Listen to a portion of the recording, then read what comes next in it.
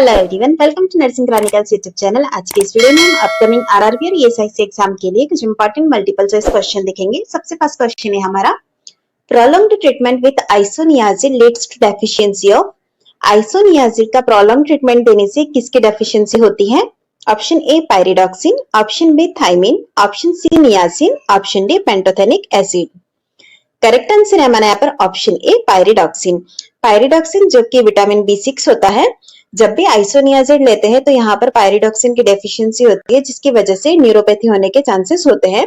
इसीलिए आइसोनियाजिड जब मेडिसिन दी जाती है तो इसी के साथ साथ विटामिन B6 का सप्लीमेंटेशन यानी कि पायरिडॉक्सिन का सप्लीमेंटेशन भी दिया जाता है। नेक्स्ट क्वेश्चन है हमारा, which of the following medication is useful for the reducing rest intracranial pressure. निम्न में से कौन सी ऐसी मेडिसिन है जिसे कि यूज में लिया जाता है आईसीपी जब बढ़ा हुआ हो तो उसको रेड्यूस करने के लिए?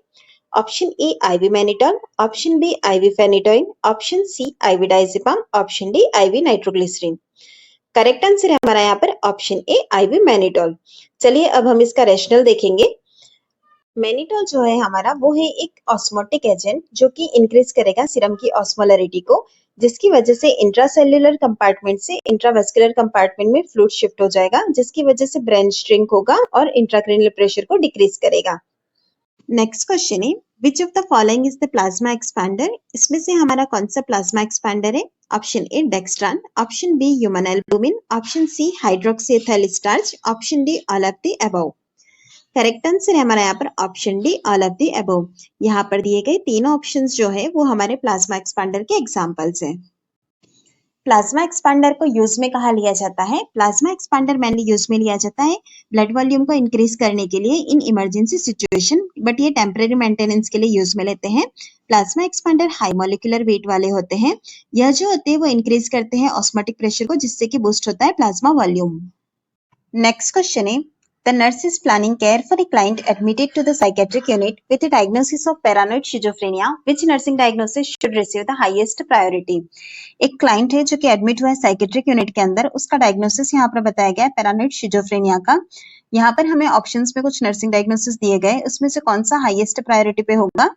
Option A risk for violence towards self और others, option B imbalance nutrition less than body requirement, option C ineffective family coping, option D impaired verbal communication. Correct answer है हमारा यहाँ पर option A risk for violence towards self और others.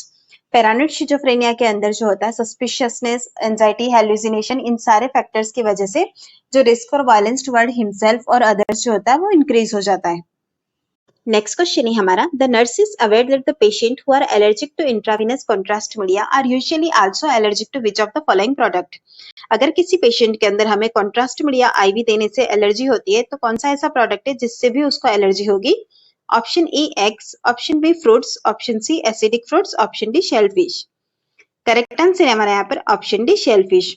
Contrast media और shellfish दोनों के अंदर ही iodine contain होता है, इसीलिए अगर किसी पेशेंट को शेलफिश से एलर्जी है तो कॉन्ट्रास्ट मीडिया से भी उसे एलर्जिक होने से चांसेस रहते हैं। नेक्स्ट क्वेश्चन है हमारा, lead poisoning is known as. Lead poisoning को और दूसरे किस नाम से जानते हैं? Option A asterixis, option B plumbism, option C Plummer Vinson syndrome, option D Prader Willi syndrome. Correct answer है हमारा यहाँ पर ऑप्शन बी प्लम्बिज्म। प्लम्बिज्म के अंदर इंक्रीज्ड मेटल लेड जो होता है उसका बॉडी के अंदर इंक्रीज लेवल देखने को मिलता है, जिसे कि लेड पॉइजनिंग या प्लम्बिज्म कहते हैं। एस्टेरिक्सिस के अंदर हमें फ्लैपिंग हैंड ट्रिमर देखने को मिलता है। इनके अंदर दो सिंड्रोम के नए नाम दिए गए, उसका मीनिंग क्या होता है हम वो देखेंगे।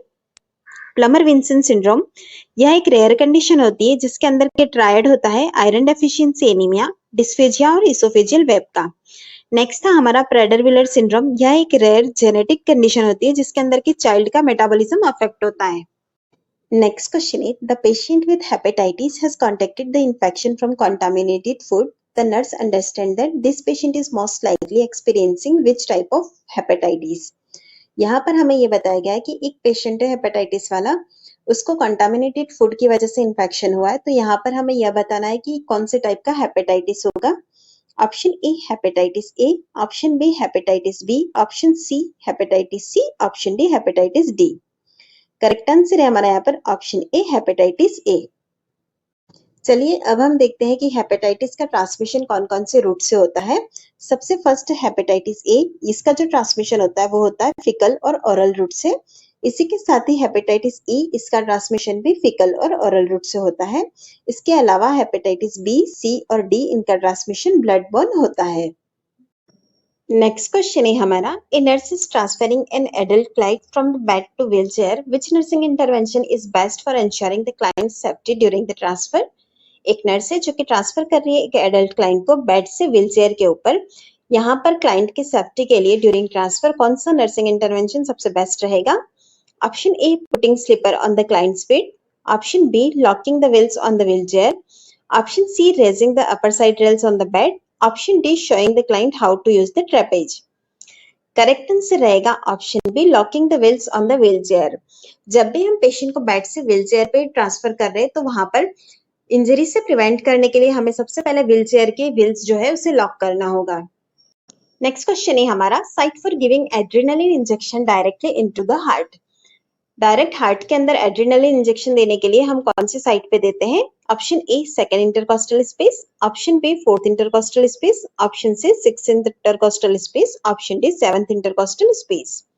करेक्ट आंसर है हमारा यहाँ पर option B, fourth intercostal space.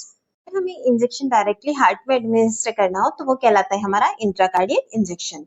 Intracardiac injection के अंदर डायरेक्ट चेस्ट रोल के थ्रू हम हार्ट के अंदर इंजेक्शन एडमिनिस्टर करते हैं। कार्डियक रिससिटेशन जैसी कंडीशन जो होती है जिसके अंदर की हमें इमरजेंसी एड्रेनालिन को इंजेक्ट करना है तो वहां पर इंट्राकार्डियक रूट यूज में लिया जाता है। नेक्स्ट क्वेश्चन है हमारा, cough is a side effect of which of the following anti hypertensive medication. निम्न में से कौन सी ऐसी हाइपरटेंसिव मेडिकेशन है जिसके साथ हमें cough as a side effect देखने को मिलता है? Option A, calcium channel blocker. Option B, beta blocker. Option C, ACE inhibitor. Option D, diuretics. Correct answer है हमारा यहाँ पर option C, ACE inhibitors.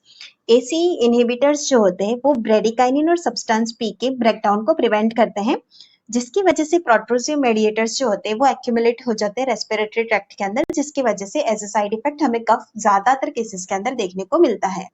Next question है हमारा, if the physician orders diet is tolerated for a client the evening of surgery, which diet is most appropriate initially. Physician ने अगर prescribe किया है in the evening of surgery की diet is a tolerated, इसका मतलब आप initially उस client को कौन सी डाइट देंगे? Option A, full diet. Option B, regular diet. Option C, clear liquid diet. Option D, soft diet. Correct answer है हमारा यहाँ पर option C, clear liquid diet. Clear liquid diet देने का पर्पस ये होता है कि यह डाइट जो होती है वो मॉइस्चन करती है माउथ को, इसी के साथ ही फ्लूइड और कुछ एनर्जी सब्सटेंसेस कैलोरीज देती है और स्टिमुलेट करती है पेरिस्टालसिस को। Clear liquid diet list likely to contribute nausea and vomiting. Clear liquid diet से नोजिया और वॉमिटिंग कम होता है। इसी के साथ ही अगर वह क्लाइंट क्लियर लिक्विड डाइट को टॉलरेट कर रहा है तो हम उसे आगे प्रोग्रेस कराएंगे, उसके बाद हम फुल लिक्विड डाइट देंगे, उसके बाद सॉफ्ट डाइट और फिर हम रेगुलर डाइट देंगे। नेक्स्ट क्वेश्चन है हमारा, which nursing intervention has the highest nursing priority for a neonate after a birth. Neonate after a birth हमारा ऐसे नर्सिंग इंटरवेंशन कौन सा हाईएस्ट प्रायोरिटी रहेगा? Option A, obtain a stool sample. Option B, give the vitamin K injection. Option C, give the initial bath. Option D, cover the neonate head with a cap. Correct answer रहेगा हमारा यहाँ पर option D, cover the neonate head with a cap. Comparatively neonate का जो head size होता है वो ज्यादा होता है, जिसकी वजह से कि हीट जो होती है वो लॉस हो सकती है और हाइपोथर्मिया डेवलप हो सकता है, इसीलिए हमें नियोनेट का हेड जो है वो कवर रखना होता है। नेक्स्ट क्वेश्चन है हमारा, when performing CPR on an unresponsive infant, the nurse correctly assess the pulse at which location? जब CPR परफॉर्म कर रहे हैं एक अनरिस्पॉन्सिव इन्फेंट के ऊपर तो यहाँ पर कौन सी पल्स को असेस करेंगे? Option A, over the carotid artery. Option B, over the radial artery. Option C, over the tibial artery. Option D, over the brachial artery. Correct answer है हमारे यहाँ पर option D, over the brachial artery, क्योंकि हमें यहाँ पर question में पूछा गया है अनरिस्पॉन्सिव इन्फेंट, वहीं अगर यहाँ पर पूछा होता अनरिस्पॉन्सिव एडल्ट तो हमारा आंसर जाता कैरोटिड आर्टरी को, क्योंकि इन्फेंट के अंदर जो नेक होती है वो छोटी होती है और फैट भी ज्यादा होता है वहां पर, जिसकी वजह से कि पल्स को पाल्पेट करना डिफिकल्ट होता है, इसीलिए हम ब्रेकियल आर्टरी को यूज में लेते हैं। नेक्स्ट क्वेश्चन है, Which of the following is the best time to plan postural drainage? Postural drainage plan करने के लिए सबसे बेस्ट टाइम कौन सा होता है? Option A, when the client is sleeping. Option B, when the client is short of breath. Option C, when the client experiences coughing. Option D, when the client has an empty stomach. Correct answer है हमारा यहाँ पर option D, when the client has an empty stomach. Empty stomach हम postural drainage इसीलिए करते हैं क्योंकि अगर स्टमक फुल होगा तो इसकी वजह से नोजिया वॉमिटिंग के चांसेस रह सकते हैं और वॉमिटिंग की वजह से एस्पिरेशन का रिस्क भी बढ़ जाता है। इसके बाद हम बात करते हैं पॉस्चरल ड्रेनेज जब हम परफॉर्म करते हैं तो अकॉर्डिंग टू शेड्यूल रूटीन करते हैं जिससे कि मोबिलाइज हो सके सिक्रेशंस। नेक्स्ट क्वेश्चन है हमारा, which of the surgery sitz bath use post operatively? कौन सी सर्जरी में sitz bath post operatively use किया जाता है? Option A breast cancer and mastectomy, option B rectal surgery and hemorrhoidectomy, option C myopia and cataract, option D liver biopsy and appendicitis. Correct answer है हमारा यहाँ पर option B rectal surgery and hemorrhoidectomy. Rectal surgery और hemorrhoidectomy में sitz bath इसलिए use में लेते हैं ताकि पेन कंट्रोल हो सके और यह प्रमोट करता है हीलिंग को।